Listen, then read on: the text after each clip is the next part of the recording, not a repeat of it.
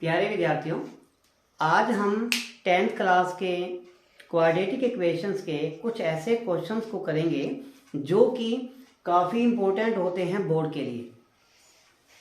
देखिए, हमें यहाँ पर 3 क्वेश्चन लिखे हुए हैं, तो इन 3 क्वेश्चन में से फर्स्ट क्वेश्चन को करते हैं।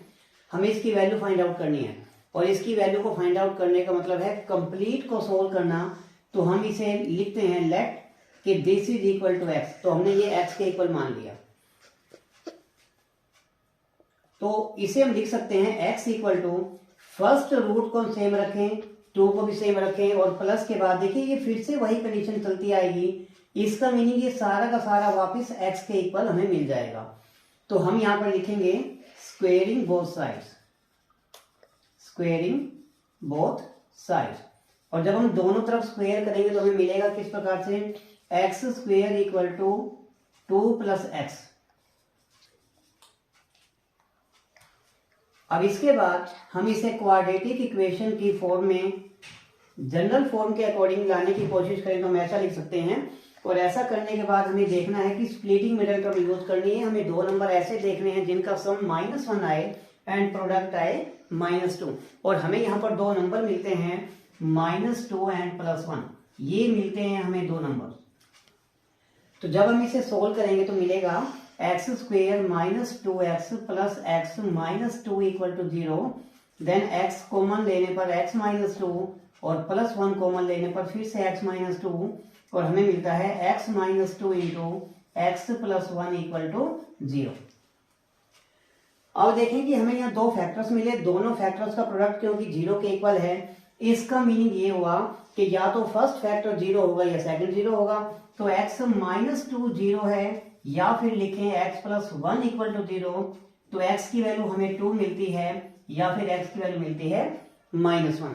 हम चेक कर सकते हैं कि ये 2 आंसर में मिले, बट x इक्वल टू -1 अगर हम लें तो x इक्वल टू -1 इसकी वैल्यू नहीं हो सकता क्योंकि किसी भी रूट की वैल्यू माइनस में नहीं होती। इसका मीनिंग हम कह सकते हैं it is rejected. x equal to -1 को रिजेक्ट करते हैं तो हमें मिलता है x equal to 2 and this is the proper answer of this sum.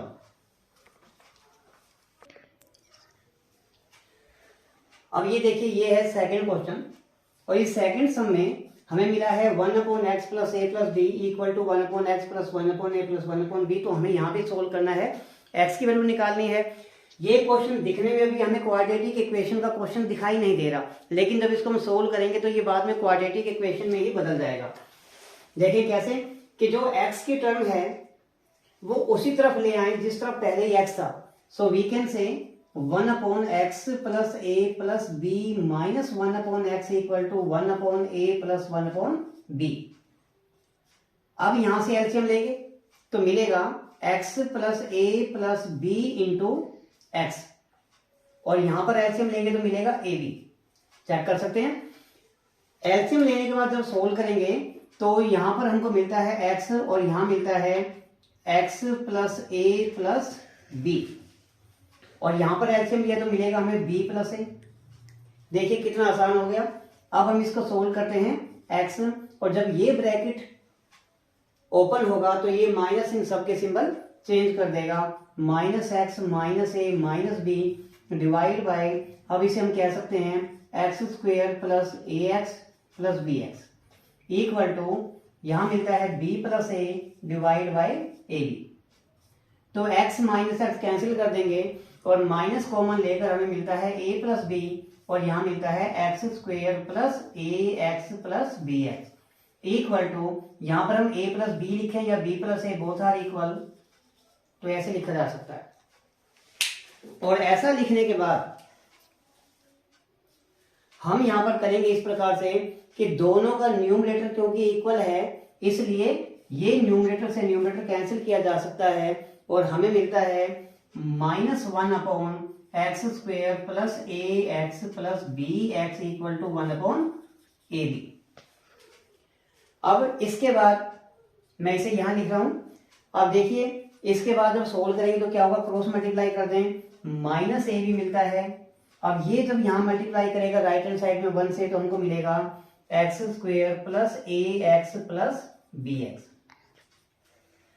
अब हम ये चाहते हैं कि एक्स स्क्वेयर की टर्म लेफ्ट में आ जाए, तो हम ये कर सकते हैं कि एज इट इज इसको इंटरचेंज कर लें, तो मिलेगा x square plus a x plus b x और minus a b equal to 0। देखो ऐसे लिखा जाएगा इक्वल टू ए बी। एक बार हम इसको माइनस ए बी कर लें और इसके बाद x square plus a x plus b x plus a b equal to 0 बन जाएगा। अब हमें यहाँ पर 4 टर्म्स मिली हैं, तो फर्स्ट 2 टर्म्स में से हम कॉमन लेंगे तो x मिलेगा और यहाँ से कॉमन लेंगे तो b मिलेगा। तो जैसे ही हम x कॉमन लेंगे तो मिलेगा x प्लस ए और यहाँ पर हम b प्लस कॉमन लेंगे तो फिर से मिलेगा x plus a equal to 0 हो जाएगा और हमें मिलता है यहाँ से x plus a into x plus b equal to 0। तो यहाँ पर फिर से हमें दिखाई दिया कि दो फैक्टर्स का प्रोडक्ट 0 है, तो दोनों में से किसी एक का 0 होना जरूरी होगा। तो x प्लस ए को 0 ले सकते हैं या फिर x प्लस बी को 0 ले सकते हैं। तो x की वैल्यू माइनस ए और x की वैल्यू माइनस बी। तो ये इसके आंसर हमें इस प्रकार से मिल जाएंगे। तो इस प्रकार से सेकंड क्वेश्चन भी हमारा कंप्लीट हो गया। और देखिए अब ये है थर्ड क्वेश्चन और इस क्वेश्चन में हमें जो स्टेटमेंट मिली है उसको थोड़ा ध्यान से देखिए। यहाँ लिखा है 3 और फिर ब्रैकेट में जो लिखा है 3x माइनस 1/2x प्लस 3 और यहाँ पर -2 के बाद इसी का ही रेसिप्रोकल यहाँ पर आ गया। अब जब इसका रेसिप्रोकल यहाँ पर आ गया तो आप इसका एलसीएम भी ले सकते हैं, लेकिन एलसीएम लेने की बजाय अगर हम एक और ढंग से करें तो ज्यादा इजी हो जाएगा।